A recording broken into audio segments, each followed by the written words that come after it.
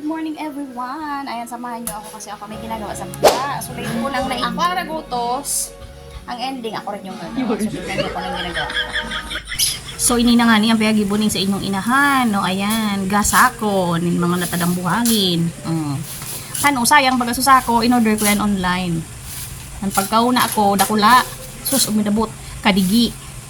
Butingoy, saday-saday. Yung pigkaranghan bagayan ng ano, ng buhangin na nababakal sa hardware. So, at least may pakinabang. Ayan, may napuntahan man, no.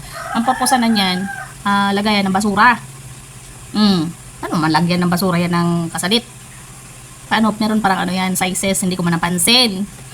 Na may sizes, basta pansan ako nagpindot. So, anyway, and anyhow, ayan na nga, yung panganay ko tumulong na. Kasi sabihan ng tatay niya, natulungan muna ako kasi nga mabigat, sumasakit yung aking puson, sumasakit yung aking balakang. Pero yan, patang yan, naglalaba yan. Naglalaba siya ng mga damit niya, hindi ako naglalaba ng mga damit niyan. Siya yung naglalaba. Malaki na yan eh. Diba? Next month, 18 years old na yan. Ako ayaw na mag-utos kasi pag utos ko gawa ko, agoy, pakak. Diba? Ayan, buti nga tumulong. Kasi ilang beses sinabi ng tatay niya, tulungan mo muna si mama mo. Sabi niya, wait lang kasi naglalaba ako. Yan. Pagkatapos nila niyan maglalagay niya sa ako. Ako na nabitbit niyan. Papunta doon sa gilid. Kasi ayoko ng kalat. Naging eyesore sa paningin ko lahat ng yan. Kaya sinimulan ko na. Kasi inutos ko na 2-3 linggo na ako nagsabi. Walang gumagalaw. So, utos mo. Sunod mo. Diba? Kaya mas mainamog na mag-utos.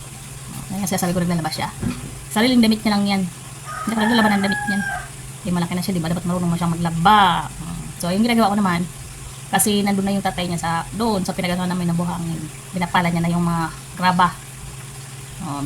Nilalaban ko na naman yung mga tsanyelas ng aking prinsesa. Kasi isa din yan, tsanyelas niya nagkalat. Daming pares ng tsanyelas. Akala mo, ang dami ng paa niya.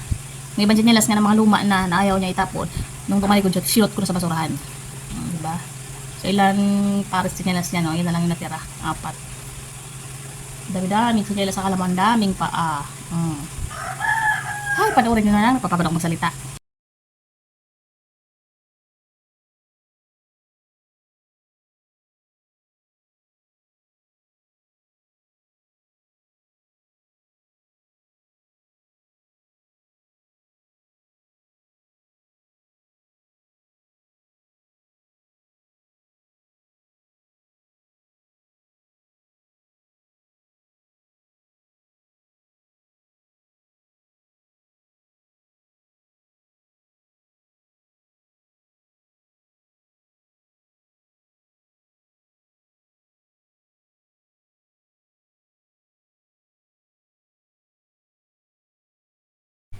At dito na nga nagtatapos ang aking video. Salamat sa panonood niyo sa aking mga video. Kahit na ang kita ay $0.01.